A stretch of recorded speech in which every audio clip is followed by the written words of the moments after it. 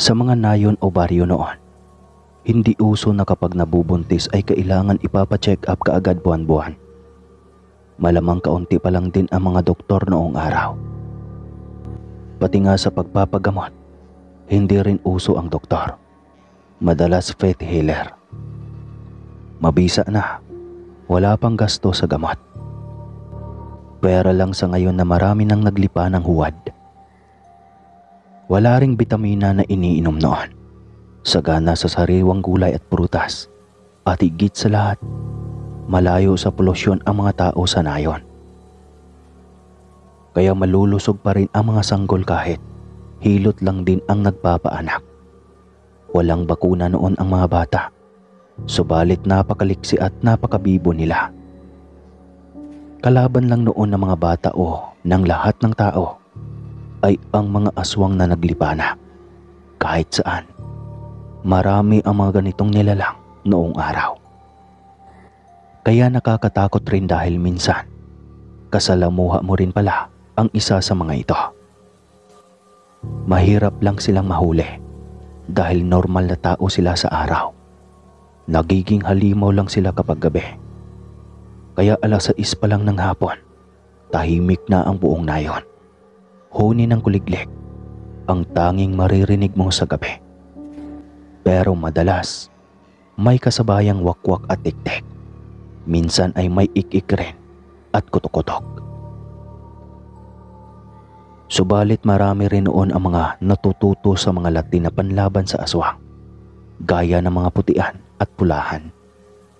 Ang iba ay diretsyong galing sa mga diwata ng kalikasan na ngayon ay unti-unti nang nawala dahil sa pagsibol ng makabagong teknolohiya at pagkawala ng interes ng mga tao dahil sa pagiging lulong na sa mga laro online na maging ang matatanda ay nagiging addict na rin. Kaya ang kwento kong ito ay alaala na lang sa mga nakaraang dekada. Magiging alamat na lang para sa makabagong henerasyon. Ngunit sa ating naging saksi, mananatili itong kasaysayan. Ako si Soledad. At ang kwentong ito ay nangyari noong 12 anyos pa lang ako. At kung hindi ako nagkakamali, taong 1978 pa iyon. Soledad, tawagin mo nga si Lola Iyay mo. Papatignan ko itong kapatid mo sa tiyan ko. Utos ng nanay sa akin. Ang tinutukoy niya ay ang hilot na magtatlong buwan pa lang nakikitira sa kanyang anak na lalaki na nakapag-asawa ng taga-aming baryo. Kwento kasi ng anak nitong lalaki ay magaling na hilot ito sa kanilang lugar. Kaya nasiyahan ang nanay nang marinig iyon. Hindi na siya mahihirapan pang pumunta sa kabilang sityo dahil malapit na sa amin ang matanda. Balita kasi ay hindi na ito babalik pa sa kanilang lugar dahil patay na ang asawa. Mag-isa na lang daw itong matanda. Sobrang nakakaawa pa ito ng ikwento nito kung paano namatay ang asawa. Sobrang di makatao ang pagpatay nito. Pinugutan na nga ng ulo, nilibing pa sa putik ang katawan. Nay, makikita niya ba ang kapatid ko sa loob ng tiyan mo? Inosenteng tanong ko. Loko ka ba? Paano niya makikita? Tanong ng nanay sa akin kaya napakunot ang noo ko. Sabi mo kasi nay, tignan niya, hindi ba? Hindi makikita niya pala ang bata sa loob. Seryosong tanong ko sa nanay. Loko ka talagang bata ka. Yan kasi, pinapag-aral ka, ayaw mo. Lalaki ka tuloy na ignorante. Inis na wika ng nanay sa akin. Tsaka pinapaliwanag niya, nahihilutin daw nito ang kanyang tiyan.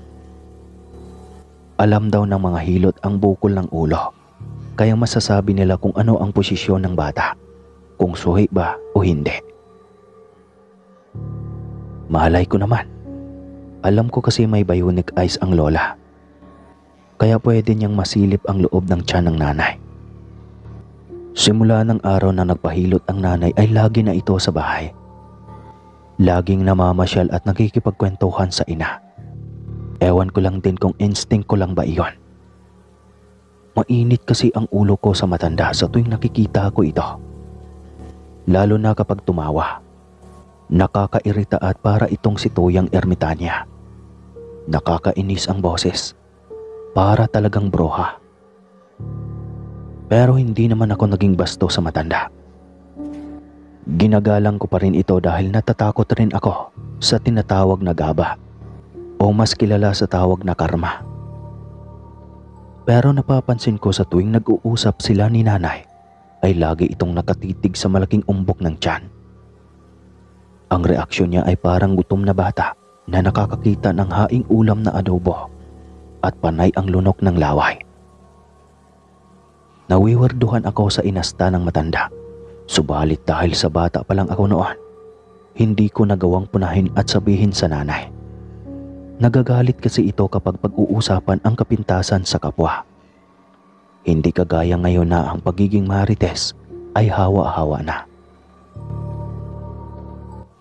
Nang makita pa ng matanda na nakatingin ako sa mga galaw niya, ay pinukulan ako nito ng masamang titig. Ngunit hindi ko talaga ginawang magsumbong sa aking mga magulang. Ang tatay ko na sobrang mahiyain at mapag-isa. Pagkagaling ng sakahan ay mag-isa na ito sa kanyang kubo sa likod ng bahay. Tutungga ng tuba at kapag may tama na, tsaka lang ito aakyat ng bahay. Mag-uusap saglit sila ni inay habang naghahapunan tapos matutulog na kaagad.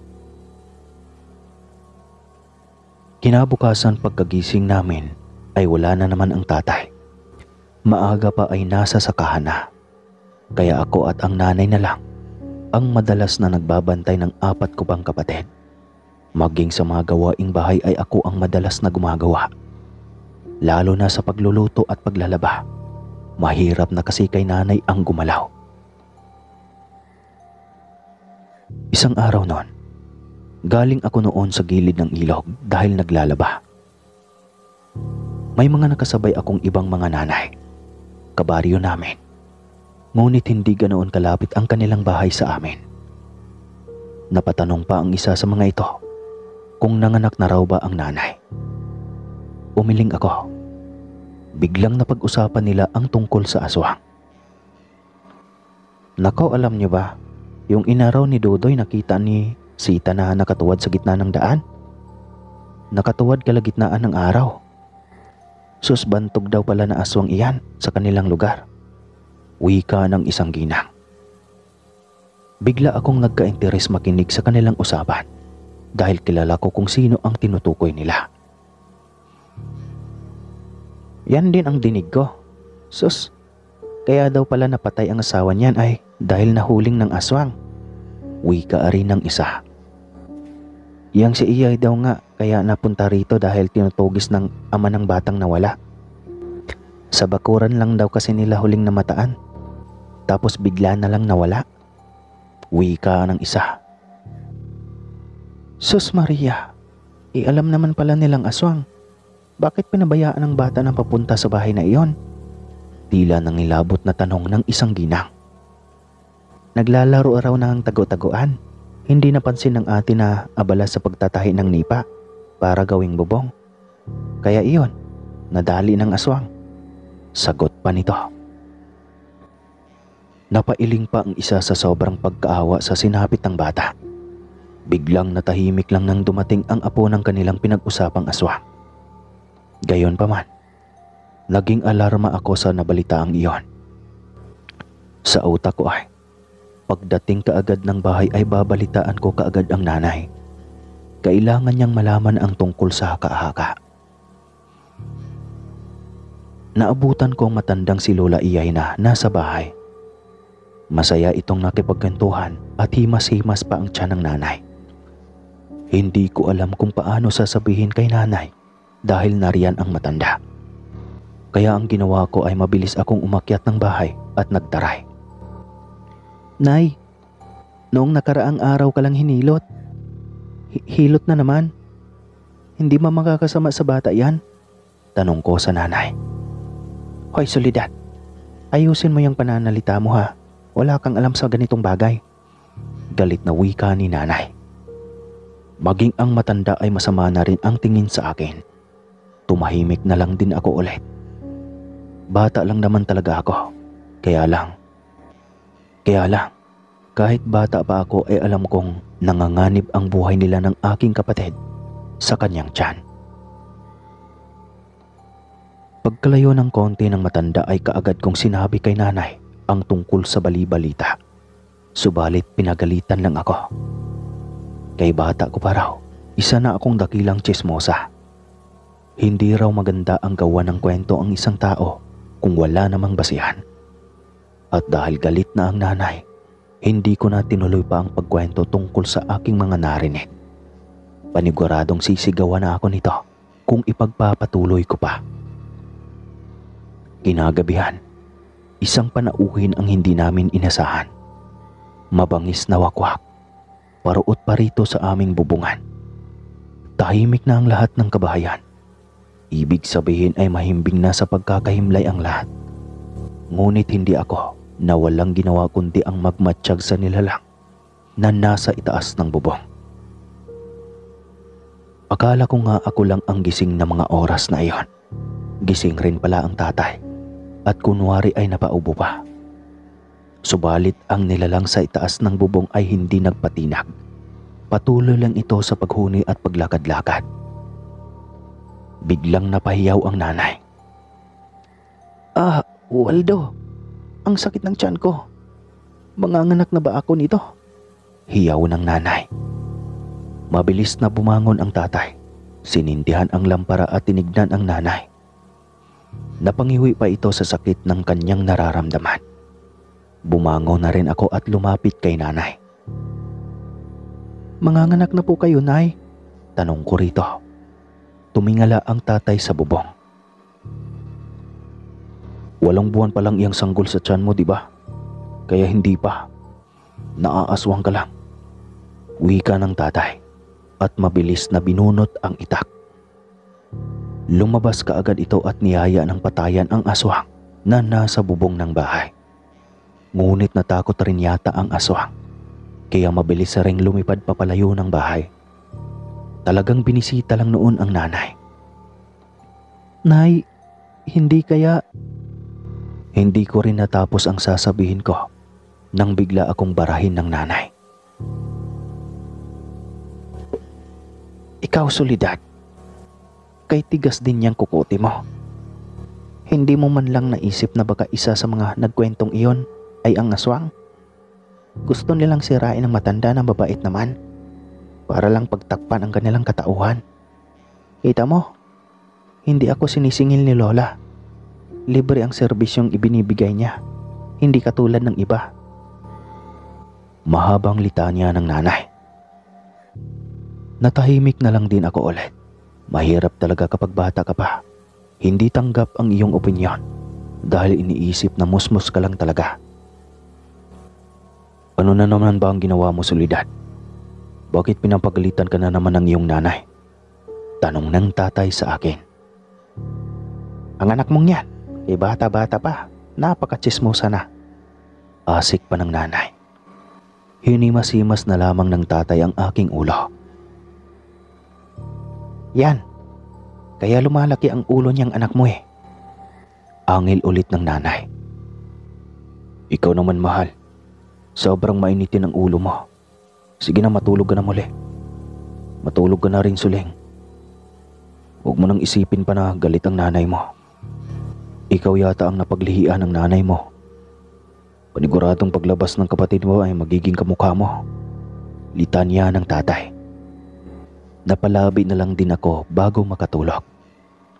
Simula noon, ramdam kong may nakamanman na talagang aswang gabi-gabi sa aming bahay. Minsan sa silong. Minsan naman ay sa bubungan. Dumating ang araw ng panganganak ni nanay. 5:00 pa lang iyon ng hapon at tamang-tama nakakarating lang ng tatay galing ng sakahan. Mabilis niyang pinuntahan ang matandang si Lola Iyay. Ito na talaga kasi ang kinokontrata ng nanay na magpapaanak sa kanya. Pagdating nito ay nilabas kaagad ang dalang mga gamit. Inutusan ng tatay na magpakulo ng tubig Hindi maipinta ang mukha ng nanay. Baling dito, baling doon. Himas-himas ang tiyan dahil hindi naman talaga madali ang paglilibor. Danas ko rin iyon ng maging ina na ako. Mataman akong nagbantay kay nanay. Sabik akong makita ang aming bunso. 8:00 na ng gabi ay hindi pa rin lumalabas ang bata. Panay labas na ng maraming dugo ni nanay. Nakikita ko rin ang pagkabahala ni tatay. Panay ang tanong ni tatay kung handa na raw ba si nanay na umire. Panay rin ang iling nito. Tahimik lang ang matanda. Minsan ay nahuhuli ko pa itong may inuusal. Nahuhuli rin ako ng matanda na nakabantay sa galaw niya. At gaya noong una, masama ang tingin niya sa akin. At kasunod niyon ay bigla na lang akong hinila ng antok. Hindi ko na talaga namalayang nakatulog na ako. Nagising na lang akong marami ng tao sa loob ng bahay. Nariyan ang aking ibang tiyuhin at mga binatang pinsan. May mga naririnig na lang akong mga nagpupukpukan na tila ba may pinapanday o ginagawang kung ano. Mabilis akong bumangon at sumilip sa kabilang kwarto. Si nanay ay nakahimlay at pinapaikutan ng iba ko pang mga kapatid at iba pang mga kaanak. Anong nangyari kay nanay? Nasaan si bunso? Umiiyak na tanong ko. Biglang may humaplo sa aking ulo at likod. Nang lingunin ko iyon ay mukha ng miserable kong ama ang aking nakita. Wala nang nanay mo at kapatid mo, anak. Umiiyak na wika nito. Anong nangyari, tay? Tanong ko ulit. Kwento ng tatay na naubusan daw ng tubig at dugo ang nanay. Hindi na napalabas pa ang bata sa tiyan. Tinitigan ko ang nanay habang naluluha. Parang sobrang bilis naman yata ang pangyayari. Nakatulog lang ako na naglilibor ito. Pagkagising ko wala nang buhay ang nanay. Parang hindi ako makapaniwala sa nangyari. Waldo, nagtaka lang ako. Kung hindi nakalabas ang bata sa tiyan ng asawa mo, bakit biglang lumiit? Dapat nga mas lolobo pa yan. Tanong ng aking tiyahin. Biglang napaisip si tatay. Wala rin siyang alam pero mabilis niyang nilapitan ang nanay at hinimas ang tiyan. Kinapa nito ang katawan ng bata sa loob. Kumunot pa ang kanyang noo, kaya ramdam ko na kaagad na may depresya. Kas, ikaw nga ang kumapa. Wala akong maramdaman sa loob eh. Tarantang wika ng tatay sa kanyang pinsan. Ilang oras na bang patay ang asawa mo? Tanong pa ng tita. Kaninang mga 2:00 lang. Kaya mga 5 oras pa lang siyang binawian ng buhay. Umiiyak na kwento ng tatay. Napamulagat ang mga mata ng aking tiyahin. Maging siya ay walang naramdaman sa tiyan ng nanay. Sigurado kang hindi na ipalabas ang bata, ha? Paninigurado ng aking tiyahin. Wala, hindi talaga. Walang sanggol na umiyak, sagot ng tatay. Hindi ka nakatulog? Tanong ng tiyahin. Parang nakaidlip yata ako ng ilang segundo sa pagbabantay. Pero sandali lamang iyon. At yun na rin ang huling hininga ng aking asawa. Itinaas pa niya ang aking kamay na parang gusto niyang hawakan ko. Pero hindi pa ako umabot ay bumagsak na ulit iyon. Malungkot na kwento ng tatay. Napailing ang tiya. Sinabi niyang posibleng naaswang ang nanay. Pumasok na kaagad sa utak ko ang matandang hilot. Subalit paano ko aakusahan iyon nang walang batayan? Ang pagkawala ng bata sa sinapupunan ni nanay ay isang matibay na pruweba na isa talaga itong aswang. Subalit sino ang makapagturo? Nakatulog din ang tatay. Kaya malamang ay hindi niya nakita kung paanong sapilitang dinukot ng aswang ang sanggol sa loob ng tiyan ng nanay. Malamang ay napailalim sa kapangyarihang itim si tatay. Ang hirap nga lang mag-akusa. Pero siguro kung nakinig ang nanay na aswang ang matanda, marahil ay buhay silang dalawa ng aking kapatid. Hindi ko alam kung posible ba. Pero hanggang ngayon ang matandang hilot na huwad talaga na iyon. Ang alam ko na kumitil sa aking ina at kumuha ng sanggol sa tiyan ng nanay. Kaya sana, kahit bata magkaroon tayo ng panahong paniwalaan ang kwento nila. Minsan kasi ang tsismis ay posible ring totoo. Depende sa kung ano ang motibo ng nagpapakalat nito. Paninirang puri lang ba? O gustong maging alerto rin ang iba? Hanggang dito na lang po ang aking kwento mga kaaso. Maraming salamat po sa lahat ng nakikinig ngayon. Muli po, ako po si Soledad. Maraming salamat.